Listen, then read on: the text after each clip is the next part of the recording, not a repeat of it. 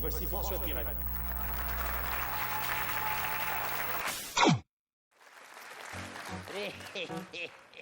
Gaillard, je suis bien.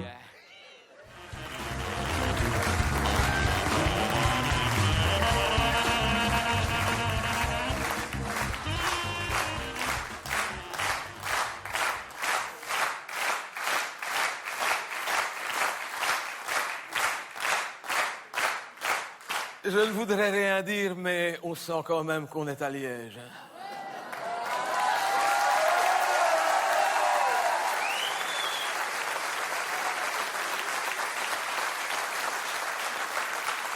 Tu sais que moi, je ne suis pas de Liège, je venais quand j'étais gamin. J'avais une tante qui habitait chaussée de Tongres à Recourt. Georgette, je ne sais pas si vous... Oh, bah non, vous ne l'avez pas connue. Que je suis bête. Je venais chaque année du Borinage, ici, parce qu'il avait une belle foire ici avant. Ça existe encore, hein, la foire d'octobre. Ça s'appelle la foire d'octobre. Je ne sais pas pourquoi. Et chaque année... Ah ben oui, ça a lieu au mois d'octobre. À mon avis, ça doit être pour ça. C'était grand, hein. C'est plus aussi grand maintenant, hein. Ah, moi, avant, c'était marée haute. Maintenant, c'est plus marée basse, hein. Il y a moins d'attractions. J'aimais bien quand je venais avec ma tante à la foire de Liège, mais c'est des attractions qui n'existent plus, que vous n'avez pas connues. Oh, je venais avec ma sœur, qui était plus petite que moi, était plus jeune. Il y avait une attraction, c'était la tête. Ah, vous avez connu la tête? Ça n'existe plus tout ça. Hein? C'était une tête. Hein? Et on payait cher, hein? C'était 5 francs pour rentrer. On rentrait, il y avait un petit escalier. Hein? Il fallait monter, ça tournait comme ça dans la baraque. Et on rentrait derrière un rideau. Ouh, j'étais gamin, c'était impressionnant. Il y avait une tête sur une estrade, vivante, une tête de femme. Et on pouvait lui poser des questions, il parlait. Ma sœur, elle s'était cachée derrière ma tante qui lui dit, mais non, on va lui dire bonjour, ma sœur. Bonjour, madame, ben non. C'était ma sœur. Hein. Fais-lui une bise, donc elle va lui faire une bise. Hein. Et on pouvait parler avec elle. Et après, il fallait laisser son tour, parce que c'était chacun son tour. On redescendait, il y avait un autre escalier qui redescendait de l'autre côté. Et on pouvait repasser en dessous. En fait, c'était 2 attractions pour le prix d'une. En dessous, il y avait la femme sans tête.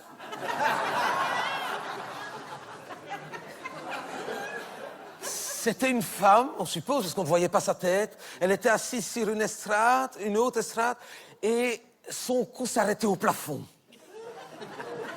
La femme sans tête, c'était impressionnant. Hein. C'était des attractions formidables. Il y avait une autre attraction, je ne sais pas si vous avez connu, c'était la femme à barbe. Ah, vous avez connu la femme à barbe, hein? Ah, on est revenu ici, cette année-ci, avec l'autocar du Homme qu'on a refait la foire. J'ai voulu aller retrouver, parce que je savais où c'était. Dans le fond de la foire, sur la gauche, je ne sais pas si vous vous souvenez, il y avait la femme à barbe, mais c'était plus ça. Elle n'était plus là. C'était une jeune fille qui tenait un stand.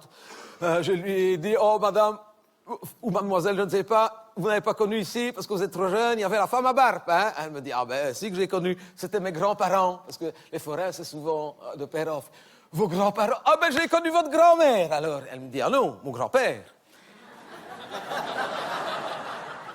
Je dis, comment ça? Ben non, c'était votre grand-mère. Et, en tout cas, c'était bien fait parce qu'on pouvait tirer sur sa barbe, ça tenait. Elle dit, je pense bien que c'était bien fait. Je vous dis, c'était mon grand-père qui se maquillait, qui s'habillait comme ma grand-mère.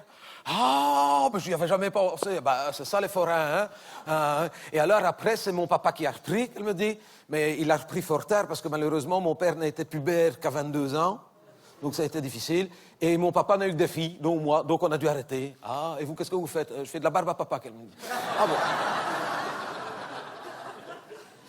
Et il y avait la femme tronc. Vous avez connu la femme tronc? C'était oh, c'est dommage parce que c'était une belle femme, hein. Mais oui, parce que c'était une belle femme, je le sais bien, parce que je l'avais connue avant. Elle était assistante d'un lanceur de couteaux dans une autre attraction, mais cet homme-là buvait. La femme tronc. Il y avait les plus belles poules de Paris. Je ne sais pas si vous vous souvenez. Oui, parce que nous, on avait que ça pour s'encanailler, la foire. Parce qu'il n'y avait pas les femmes toutes nues à la télévision à n'importe quelle heure du jour et de la nuit, hein. Oh, ça, quand on sortait, on allait, c'était un stand, il fallait être majeur pour rentrer. Hein. Et alors, il y avait une devanture, c'était bien fait, c'était pas à la main, c'était toutes des femmes comme ça, avec des froufrous un petit peu comme au Moulin Rouge. C'était Moulin Rouge sur Meuse, quoi. C'était magnifique. C'était écrit les plus belles poules de Paris. C'était cher, c'était 15 francs. Et quand on rentrait, c'était un poulailler avec un perchoir, il y avait des... Et ça marchait parce que, on était tellement vexés de cette laissez-prendre. Quand on sortait, on ne disait rien à personne. Hein. On croisait des camarades. Alors, t'as osé aller voir les plus belles poules de Paris. Il faut y aller, elles sont comme ça. Hein. Et alors, on attendait à la sortie. Et quand ils sortaient, ouh, tu m'as eu, hein.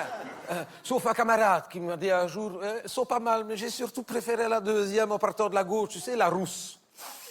Je ne l'ai plus jamais vu, cet homme-là. Mais je pense qu'après, il a fait de la prison. Et alors, il y avait la grande roue. La fameuse grande roue, là, la fort grande roue. Elle était sur le boulevard. Ah oui. Et alors, moi, j'avais un camarade, c'était mon meilleur ami. On allait à la grande roue pour s'encanailler. Hein. Parce que nous, on savait qu'il y avait quelque chose de spécial à la grande roue ici à Liège, mais il fallait le savoir. Il fallait être initié. Hein. Il fallait avoir des stocks de monnaie. Donc, on économisait toute l'année. On avait des poches à acier. Et chacun un parapluie. On montait dans la grande roue, c'était cher. On montait. Et à la grande roue, je ne sais pas si vous savez, la grande roue, on la monte à chaque fois à côté du building. C'est un building de 25 étages, là. Elle va jusque tout en haut. C'est vraiment au ras des fenêtres des gens. D'ailleurs, un conseil, si vous voulez bien, si jamais vous allez dans la grande roue, arrêtez de faire signe aux gens, même si vous pensez que ça leur fait plaisir, ils en ont jusque-là. Les autres sont en train de manger, là. Parce que c'est vraiment tout contre les balcons du truc. Hein. Ces gens-là, ils en ont jusque-là de la foire d'octobre. Hein. Et nous, on savait qu'arrivé au 15e étage, il y avait une femme qui était sur son balcon avec son peignoir. Elle était toute nue en dessous et elle montrait ses seins. Si on jetait une pièce, on avait des stocks de monnaie ainsi. Donc, moi, j'allais avec mon camarade. On avait chacun un parapluie. Hein. Et ça montait, hein, on était tout excités. Hein. Et vers le 12e étage, on ouvrait nos parapluies pour essayer de freiner la grande roue. Et ça freinait, hein. Et elle nous voyait arriver, on jetait des pièces et hop là! Et puis on refaisait un tour et je repassais les parapluies à mon camarade, c'est moi qui jetais les... Oui, parce qu'une fois sur deux, il fallait au moins qu'il y en ait un qui ait une main de libre, sinon ça ne servait à rien. Oh, c'était le bon temps! Et... ça m'a fait plaisir. Il y a eu un voyage organisé avec le Home. On est venu en autocar. Oh, moi, c'est plus comme avant, hein. Oh, maintenant, c'est des tourniquets qui tournent dans tous les sens. Ça se rend malade. Et je ne suis pas pour critiquer, mais c'est mal organisé, hein. Il ne devrait pas commencer la foire avec les laquements, les croustillons, et les hamburgers, et les chichis, et les hot dogs, et les barbapapa, et les gaufres, et après t'as la catapulte, et... Faut se mettre à la place des parents qui viennent avec un gamin. Il commence par la foire. « Oh, maman, on veut une barbe à papa. » Il ne peut pas dire non, on vient d'arriver, on paye une barbe à papa. Et en plus, ils ne mettent pas le sucré après le salé, hein, c'est tout mélangé. Hein. « Oh, et je veux des frites, hein, voilà des frites. Et je veux une fricadelle, et une fricadelle. Ah, et je veux une pomme d'amour, et t'as une pomme d'amour. Oh, je veux aller à la catapulte, hein, à la catapulte. Il sort de la catapulte, je veux aller me laver les cheveux. Hein. Ça ne me plaît pas, moi, le truc qui vaut dans tous les sens. Oh, avec le Home, moi, j'ai quand même été au rotor. Au rotor. Vous connaissez le rotor? L'espèce de grosse machine à laver. Là, ça existait déjà de mon jeune.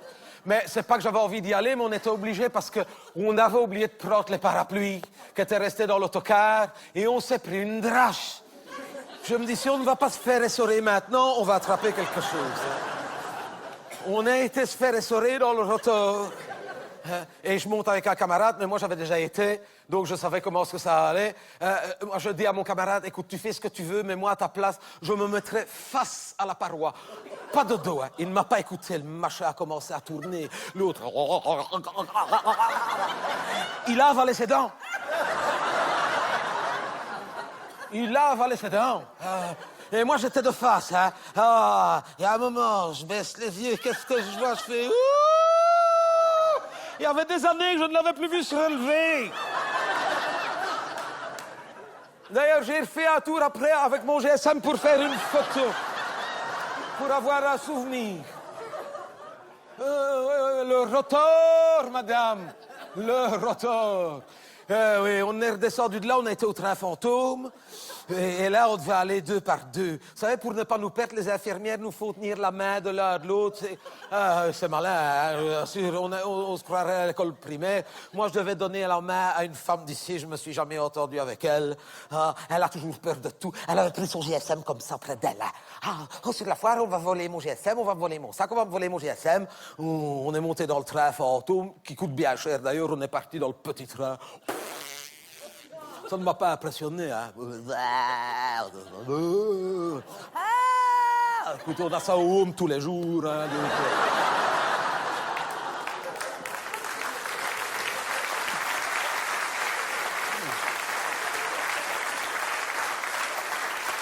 Et après, on a été à la chasse aux poissons.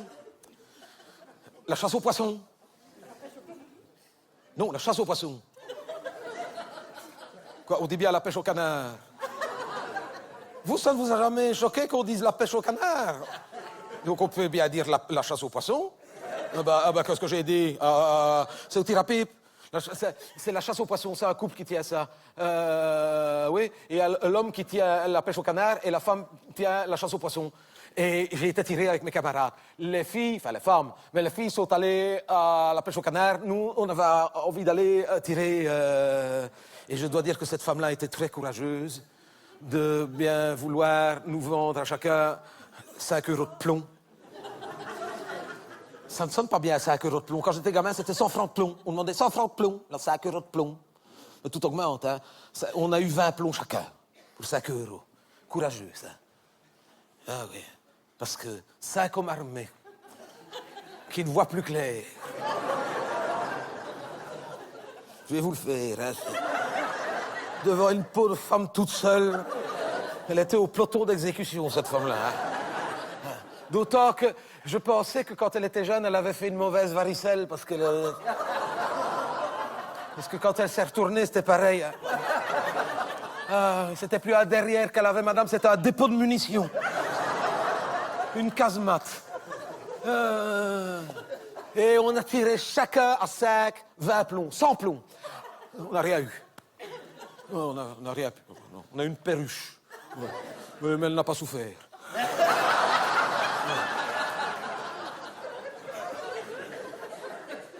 Donc, on était chercher les filles à la pêche au canard et il y avait la vieille Martha qui avait demandé pour 20 € de canard. Oh, parce que, il était quoi? Il était 8h30, 9h. Il nous avait dit qu'il fermait à minuit. Martha, qui pêche les canards. Au bout de 20 minutes, elle n'avait pas pris un seul canard. J'ai dit, attends, on va te laisser là, on te reprendra en passant. Donc on est repartis tous ensemble avec le groupe et on se baladait sur la foire et à un moment, je me dis, tiens, ça sent l'eau, mais c'est... Oui, mais on passait juste à côté des petits poneys.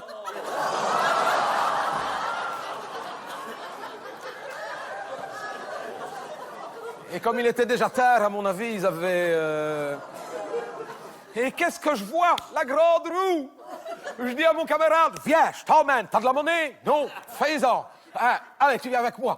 Dis quoi? Je vais t'expliquer. Bon, ça s'est passé il y a 70 ans, à mon avis, cette femme-là n'est plus là, mais je vais t'expliquer. Et avec les travaux, ils avaient mis la grande roue encore plus près des appartements, c'est pour vous dire. Je dis, tu vas voir, c'est dommage qu'on ait oublié les parapluies, mais c'est pas grave, ça va aller quand même. Elle n'est sûrement plus là. Hein. Donc on prend chacun de la monnaie, on monte, je lui explique, tu vas voir, il y a une femme là, elle fait ça. Elle n'est sûrement plus... Elle était là! Elle était encore là et elle prenait des pièces, hein, mais pour refermer son peignoir.